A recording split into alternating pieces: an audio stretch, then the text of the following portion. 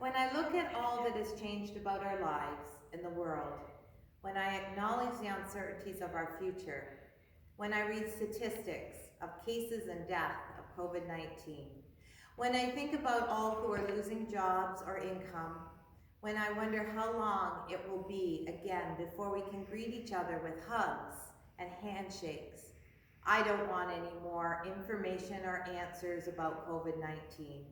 I don't want any more instructions or what to do or what not to do. I want to hear words of hope. And that's what I've been trying to convey to all of you in the last couple of weeks. Words of hope and comfort to remind us the Lord is our shepherd, and I shall not want. I want to be reassured that the Lord is the good shepherd, and all shall be well.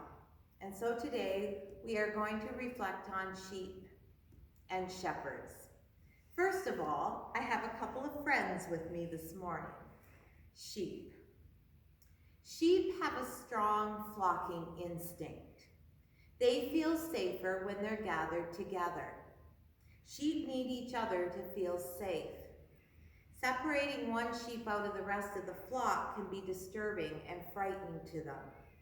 Sheep have very strong family bonds. Sheep will stay in maternal groups for life. Dan and I knew a couple, Dave and Jane Quick, who raised sheep. And when our girls and Jason were little, we used to go there every Sunday and move these sheep from one field to another and spend time with them. Dave would explain to us how these sheep would group together in families. He told us once that he had separated a set of twins. One was a ram, one was a ewe, and he had separated them after they'd have been weaned off from their mother and put them in different fields. About 2 years later, they all went together in one big field of pasture, and he watched the ram run to the ewe, his sister, and they stood nose to nose for about 30 minutes. Clearly, they knew who each other was, and they were glad to be back together. But these sheep that we used to spend time with on a Sunday afternoon, needed a leader. You can't get one sheep moving unless someone leads them, and then the rest will follow. Leaders tend to be the dominant one over the sheep.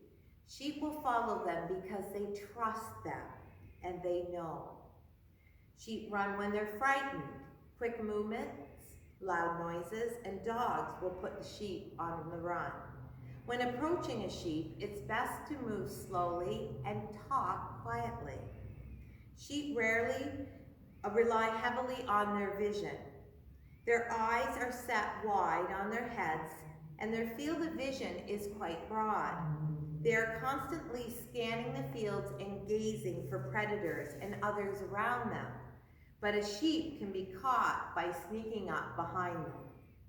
Yet, the fact remains that all of God's creatures, even the sheep, is one of the most less intelligent that God created. The size of their brain, in proportion to the rest of their body, is really quite small. And that's why sheep need a shepherd. Shepherds lead, shepherds protect, defend, nurture, and comfort when panic hits the flock.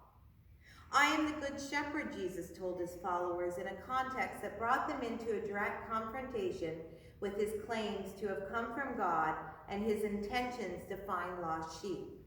Lead them to green pastures in heaven. Bring them to still waters, cleansing and refreshment, ultimately giving them the joy of everlasting life. The writer of the book of Hebrews calls Jesus the great shepherd. Peter calls him the chief shepherd.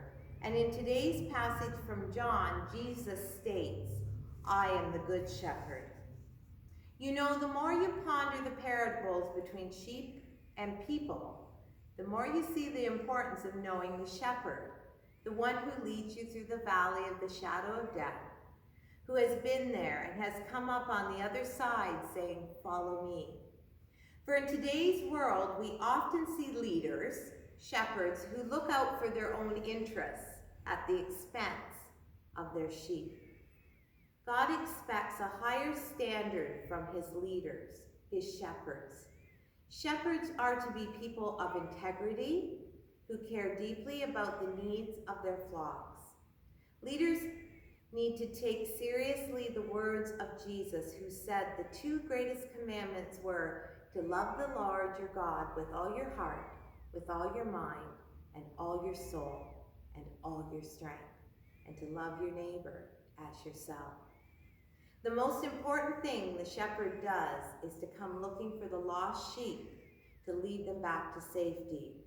Now more than ever, if you find yourself identifying with the one who has wandered far from the fold, wondering if the shepherd is there, lift up your soul and cry, Lord, here I am.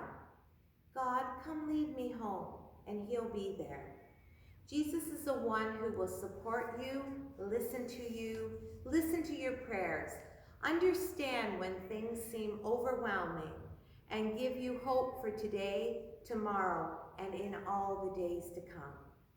Remember, stick close to Jesus as sheep stick close to their shepherds. Trust that he knows the way through this valley, and you will see safely through.